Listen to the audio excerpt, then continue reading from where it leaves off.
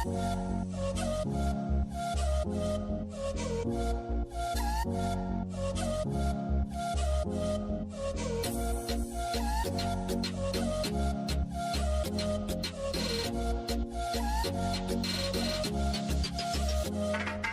hello friends, my name is Ritesh Jashwal from NID Jamshedpur, and yes friends, we have started a series on our electromagnetism, and we have covered our first chapter in three parts, that is electrostatics and potential. And here comes our second, but yes, one of the most important chapter named capacitance, in which the questioner used to frame more than one question because of its various importance. So friends, our book remains same, the H.C. Verma. And friends, I think without any other further delay, we can start. But remember friends, do not forget to subscribe and like the channel. So friends, let's start. Yes friends, let's see our first question. What it says? It says we have to find the capacitance of a spherical capacitor. So let's draw a spherical capacitor. This is our first plate of spherical capacitor and this is our second plate. So let's say it is R1 and it is R2. So friends, I think for finding capacitance, you know one formula. We give charge on the two plates, let's say Q, and divide it by V, means potential difference. Same thing we will do here. We give a charge of plus Q to this surface and minus Q to this surface, and let's calculate the potential difference between these two plates. So let's say this is our imaginary surface. So friends, I think you know one thing, potential difference V equals to minus time integration R1 upon R1 from R1 to R2 E vector dot dr vector. This equation our holds. So let's calculate what it comes. So potential difference, friends, we can write V equals to minus times R1 to R2, and electric field, what should be? It should be equals to Q upon 4 pi epsilon 0 times what? R square, where R is our distance from the center and dr. So it just comes how much after solving? Q upon 4 pi epsilon 0 1 upon R1 minus 1 upon R2. This is our potential difference. So friends, we can write C equals to what? Q by V. So it comes 4 pi epsilon 0 R2 R1 upon R2 minus R1. So this is our answer, but some modification can be done that if it said that the capacitor has only one surface with radius R, then what will the answer? Its answer will be 4 pi epsilon 0 R. So friends, I hope the question is clear so that we can move to a next question. Yes, friends, let's see this question. An interesting one and very popular. Means very nice question. Let's see how we have to do. We have to find the charge on the three capacitor, and this is our first capacitor with 2 microfarad. This is our second capacitor with 4 microfarad, and this is our third capacitor with 5 microfarad. And these are our two batteries with 6 volt and 6 volt. So let's draw a figure so that we can understand. This is our first capacitor, this is our second capacitor, this is our third capacitor, and this is our battery, and this is our second battery. So 6, 6, 2, 4, and 5. So let's say this battery supplies a charge of Q1 here, and this battery supplies a charge of Q2 here.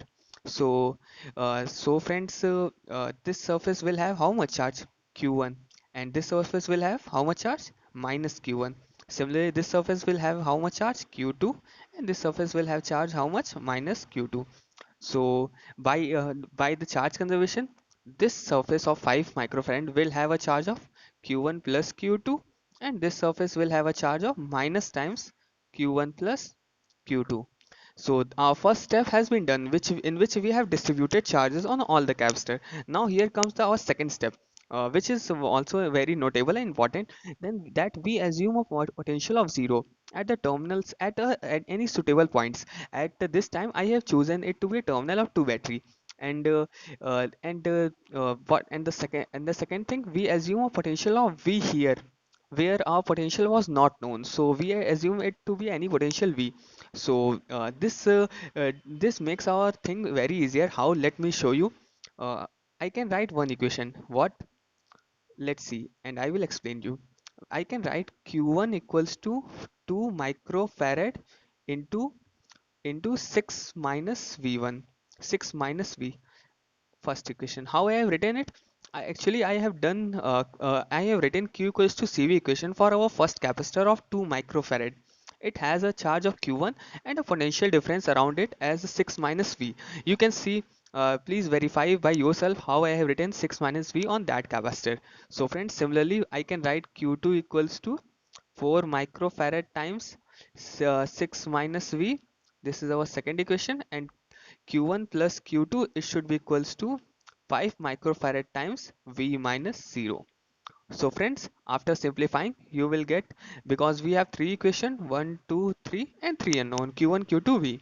So we can find our q1 equals to 5.45 microfarad and q2 equals to 10.9 microfarad. I hope this question is clear to you. The three important and notable steps which we have done: first, we have distributed charge on each capacitor by assuming the battery supplies q1 and q2 charge. Second step, we have assumed a point of zero potential at any suitable point. At this, I have assumed it to be a point of two batteries and a potential of v at the any at other point at which the potential was not known. And third step, we have write the q equals to cv equation for all the capacitor. So we have got our answer. So friends, let's move to our next question. Yes friends, let's see this question, how we have to do this. We have to find the equivalent capacitance between point A and B. So friends, I think for let's do one thing. What, this is our point A, this is our C1 capacitor, this is our C2 capacitor, this is our C3 capacitor, and this again C2 capacitor, this is our C1 capacitor, and this is our point B, this is our point A. So let's connect these 2 points at which we have to find the potential, means capacitance at with the battery of voltage V.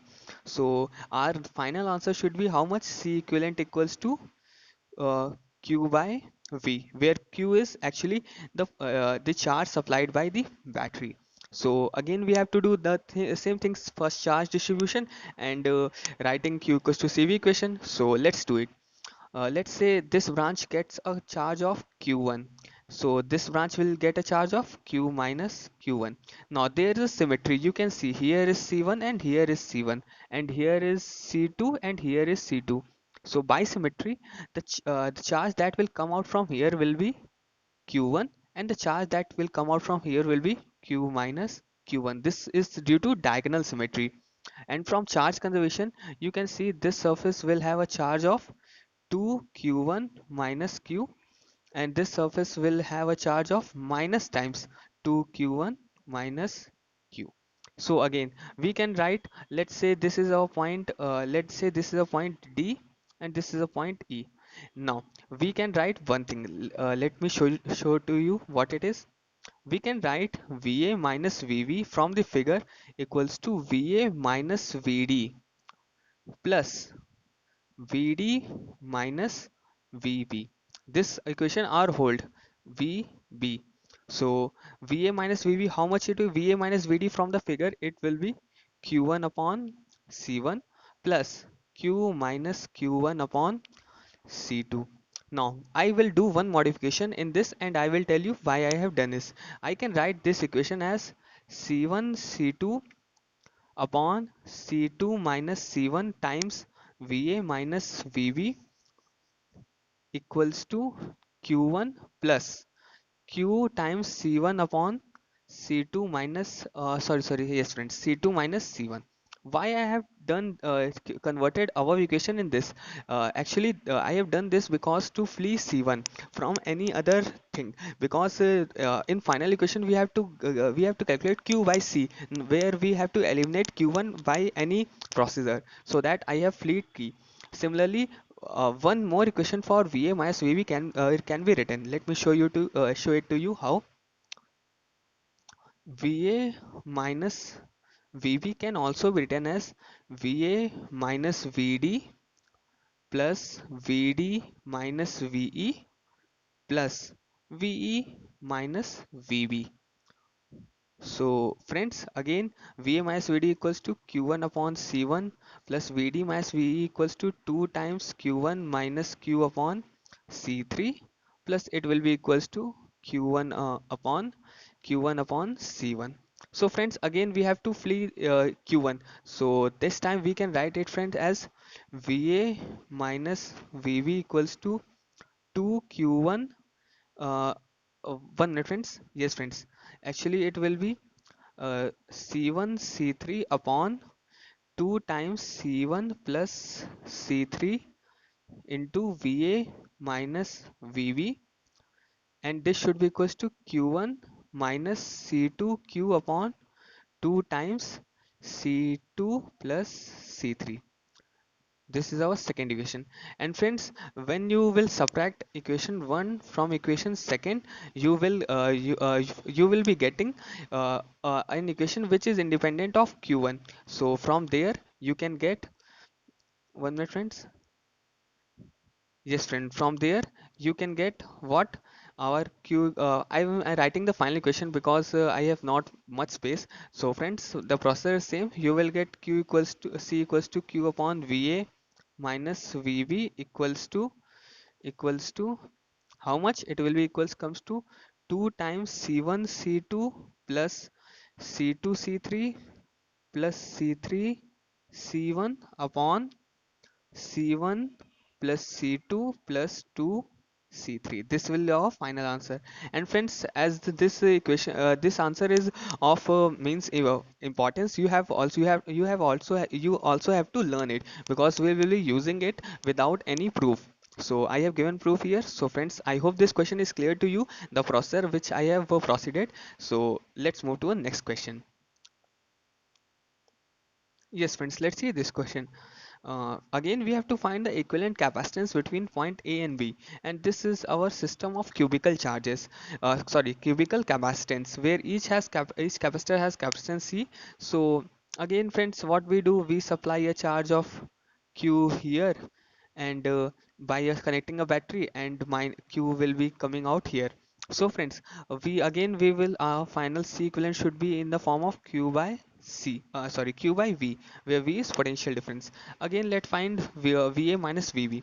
First thing what we can note that when charge come here, it get equally distributed among these three branches because of their symmetry. So this branch will have Q by 3, this branch Q by 3. Again from here, there is a symmetry, so of two capacitance. So this branch will have Q by 6. Again this branch will have Q by 3. So friends, what we can write, VA minus VB equals to uh, first talk about this capacitor. It should be Q by 3 by C. Now Q by 3 by C. Now talk about this capacitor. It will be have Q by 6 by C, plus again this capacitor. It will be have Q by 3 by C. So VA minus VB will be equals to,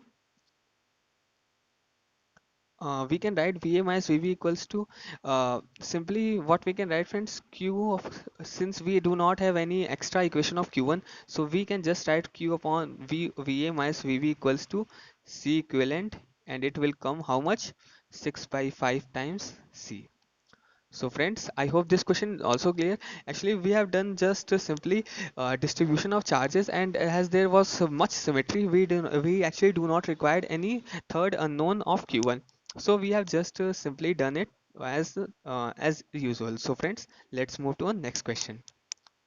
Yes, friends, let's see this question, and it is also of very important because it has been frequently asked in our JEE mains and NEET examinations. So let's see, friends, what it says. It says we have three capacitors, 2 microfarad, 3 microfarad, and 6 microfarad, and they are connected in series with a charge, and they are charged to 12-volt battery. If not, the battery is removed and three capacitors are joined in parallel. Then we have to find the final charges. Actually, it can also be said that the one plate of three capacitor means the positive plates of three capacitor are joined together and negative plates of capacitor are joined together. But sense is same, that they are connected in parallel. So friends, let's do it. So first we have to connect them in series. This is 2, this is 3, this is 6, and they are connected to a battery of 12 volt. 2 3 6. So friends, can you find a charge that will be stored on each? it will be equals to C equivalent into V. So friends, C equivalent in this case will become 1 microfarad and V is 12 volt. So charge on each capacitor, because in series charge is same, it will be 12 microcoulomb. So this will have 12 microcoulomb, this will have 12 microcoulomb, this will have 12 microcoulomb. So after disconnection, the system is made something like this: 2, 3, and 6. This is our 2 microfarad, this is our 3 microfarad, and this is 6 microfarad. So the total charge Q total will be divided among these threes.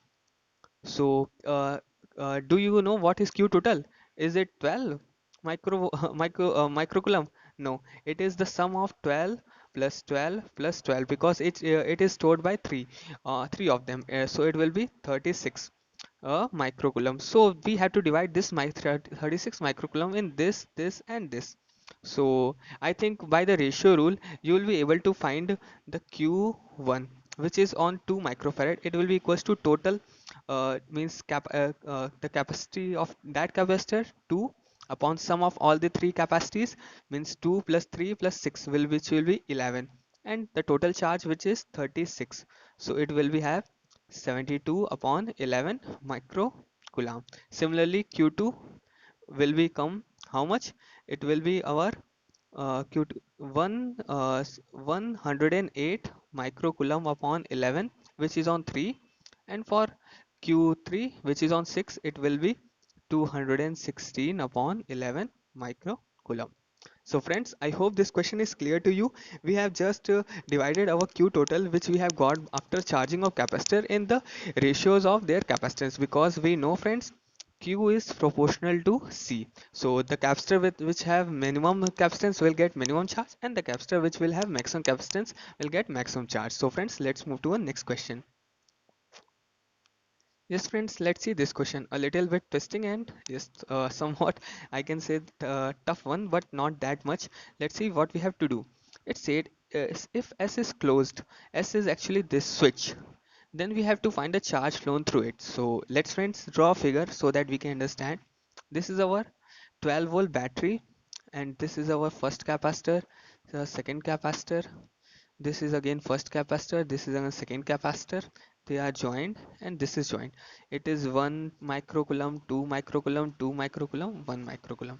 So when the switch was open, so let's one so let's find the charge distribution. So it will be charge supplied to battery will be C equivalent into V.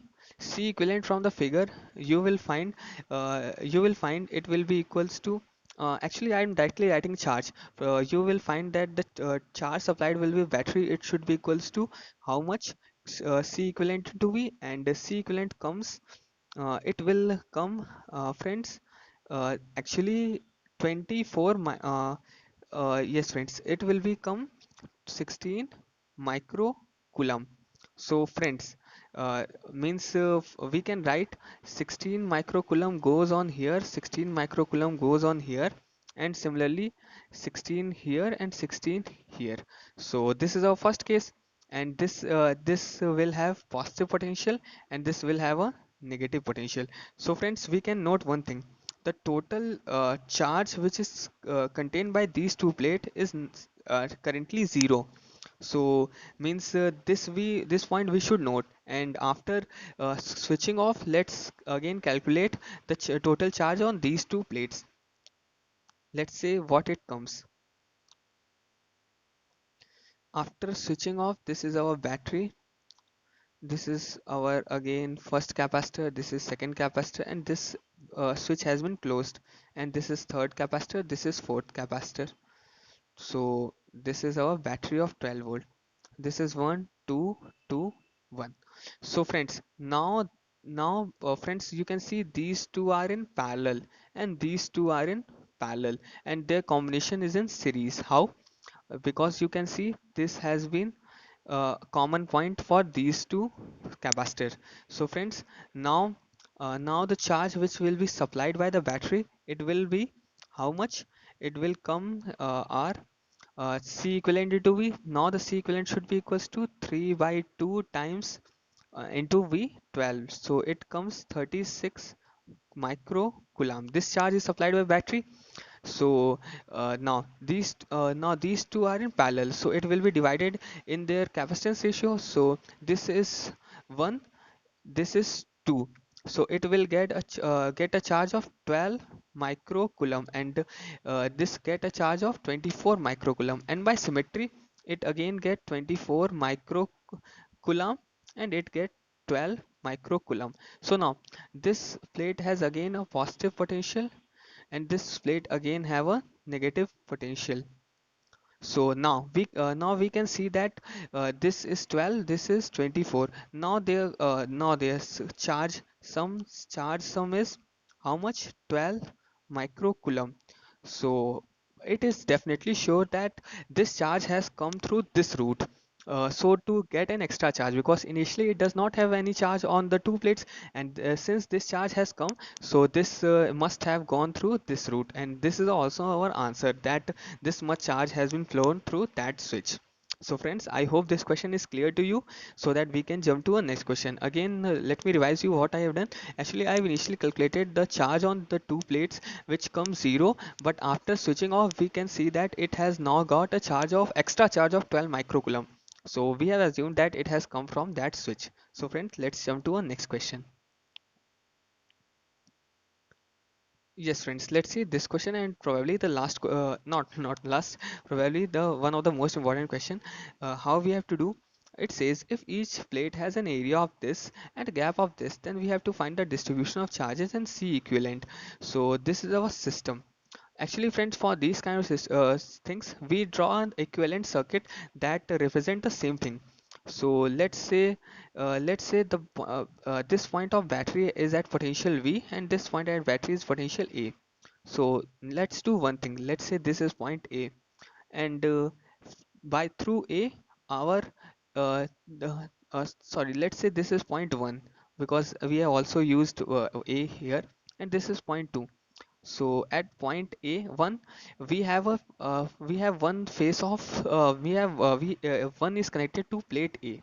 So let's write it as A, and the one is also connected to point means means plate C. So let's write it C, and the and let me draw one thing more, friends. This is plate B and plate B, which is connected to point 2. From figure you can see that B is connected to one from one face C and from one face A. So we have just done the same thing. Now the figure is resolved in some easy way. We can say that these two are in parallel, so their C equivalent will be C equivalent will be 2 times C, where C is the capacitance of each plate. So 2 times capacitance is equals to epsilon naught A by D. So we know everything. Epsilon naught 8.85 into 10 ka power minus 12. Area is given how much? 200 centimeter square. So we will convert in meter square, means 10 ka power minus 4, and the distance was zero point 0.2 millimeters. So zero point 0.2 into 10 ka power minus 3. So C equivalent comes approximately 1.77 nanofarad. So once C equivalent has come, our charge distribution will also come out. So friends, it's a homework for you to find the charge distribution. Actually, a similar question I will also done in in upcoming questions. But before that, let's be some familiar to some important question. So friends, I hope this question is clear, so that we can move to a next question. So friends, let's see this question, how we have to do this. We have to find the C equivalent between these two points. Let's say it is A, it is B, and we can see it is an infinite ladder. So I think you know how to solve it. Means we see the points where we get a similar connection. So let's cut out this system from here, because it has similar things like this, and this. So let's say our this portion has a capacitance of C1. So we can draw another figure equivalent to it. How? This is A, this is B, and this is our capacitance C. And here we have another capacitance C, and we make an C1. Let's say this is C1, which is the equivalent of our this portion. So let's calculate its what will be its capacity. So friends, these two are in series, and its series is in parallel. So friends, can I write C equivalent equals to how much, friends? Let's see. C equivalent should be equals to C plus C1 upon C plus C1. This is okay. So friends, uh, but one thing is also important, that this C equivalent, it should be since in infinite adder, what we something we add or subtract, it does not get affected. It should be equals to C1. So we just equate these twos. So friends, let's move to another next slide and write. So friends, we can just write C1 equals to C plus C1 upon C1 plus C. So we have to find the value of C1. So just we will get a quadratic equation in C1, which is C1 square minus C1 minus C square equals to 0. From this quadratic, we will get its value C plus under root C square plus 4C upon 2 upon 2c upon 2. So it will come r how much, 1 plus under root 5 upon 2 times c. So friends, I hope this question is clear.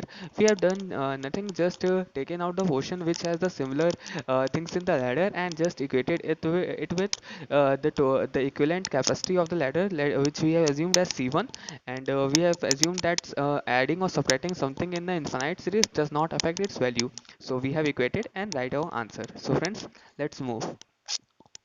Yes, friends, let's see this question. Actually, I have talked about this question in the electrostatics and potential chapter, that the potential energy stored in the metallic sphere. So we are going to done it here. We have to find the energy stored in electric field produced by a metal sphere having radius r and charge q. Let's say this is our metal sphere having a radius of r, so that it produces an electric field around it this way, this way, this way, and this way. So we have to find the energy stored which it produce around it. So let's say this at a distance x, we have a small volume of 4 pi x square into dx. So let's calculate energy in this portion. The energy should be, can I write energy density times volume? Yeah, and energy density, how we have to write? Half epsilon naught E naught square, and the value of E naught, I think you can think kq upon x square whole square. This is E naught square into volume, which will be 4 pi x square into dx. So this is our dE. So for E, we just integrate our dE from integration will go from where, from r to infinity. Yes friends, so friends, integrating it, you will get u equals to how much, q square upon 8 pi epsilon 0 into r. This is one method, and a shortcut method is we know u equals to q square upon 2c for capacitor, and c for, I have told that c for a spherical capacitor is equals to 4 pi epsilon 0 into r. So result remains same, q square upon 8 pi epsilon 0 into r. But this method I want to tell you that if we do not know the value of c, then what will the general procedure to do it? It will be equals to energy density times integral of energy density into volume. So friends, let's move to a next question. Yes friends, let's see this question, how we have to do this. This question says a capacitor is charged by an EMF of E. If it is not disconnected and reconnected with reverse polarity, then we have to find the heat developed in wire. Actually what has happened, this is our capacitor and it has been charged with a battery. Let's say this is C and this is E. So that it has got a charge of CE, this will be charge, and now it has been reversed. Means what has done, this is positive and this is negative. Now the connection done in this way. The polarity has been reversed this, so that now this is positive, this is negative, and C is again. So this is again CE, and this is E. So we have to find heat developed in the wire. So let me tell you one concept. Then that q initially, the initial charge or that was applied to the capacitor was ce, and q final is also ce, but since the direction is reversed, so delta q total charge that flows through battery equals to how much? 2 Ce. So I think when charge supplied when a charge is supplied from battery, work done by battery equals to how much? Q times E. And now Q we have seen this much. So the work done by battery will how much? 2 times Ce square. This will the work done by the battery. And friends, one thing that we can observe that in both the case, the means the energy means the energy stored by capacitor is still remained half Ce square, means the energy of capacitor has not increased. So where from the work energy theorem can we say that the work done by the battery has gone in the heat of wire, because it should be from energy conservation, its work done should have went somewhere. If it has not been indulged in increasing the potential energy of the capacitor, it must have gone in the heat of wire. So friends, this is our conclusion. So friends, I hope this question is clear, so that we can move to the next question. In this question same, I want to explain you one more thing, that uh, when battery supplies charge means when battery supplies the charge to a capacitor, then the energy stored by the capacitor is given by half Q into V. But the capacitor supplies a total energy of QV. Then again from this work energy theorem, we can say that half QV must have gone in the heat of the wire. So it is related to this. So I thought to explain you. So let's move to next question, friends. Yes, friends, probably this is our last question of this part, and the more question we will cover in our next parts. So, friends, let's see this question. What it says? It says a capacitor having area this and separation this. If K equals to 5 means dielectric constant is of 5 is inserted in it, then we have to find Q max, means maximum charge that can be stored if dielectric strength is this much amount. So friends, I think you know one thing, that E equals to means electric field within the capacitor equals to Q upon Ka epsilon 0. This formula we know. And one more thing, uh, if we want that dielectric breakdown should not occur, for this electric field must be less than the dielectric value, which is 1 point how much 9 into 10 ka power 7. If the electric field will be greater than this value, then the capacitor will get damaged. So we just replace value of E to here to get maximum value of Q. Let's see what is it. So in LHS we can write simply Q upon Ka epsilon 0 should be less than or equal to 1.9 into 10 ka power 7. We know this value, we know this value, and we know this value. So Q should be less than equal to how much? 8.4 microcoulomb. So maximum value will be this much amount. Means the maximum the capacitor can hold a maximum value of this. So friends, I hope this question is also clear to you, and you have also enjoyed the lecture and understood all the things. If you have any query, you can ask me in the comment section. And friends, one more important thing I want to say in this, that these questions are okay, these are for practice, but you should also try by yourself that which are the questions asked in our recent times. These questions are for develop your thinking and conceptual approach, but finally you have to, in the examination, you have to try by yourself and think how we have to do the question. So friends, let's end this session, and please subscribe if you have not done yet. So bye friends.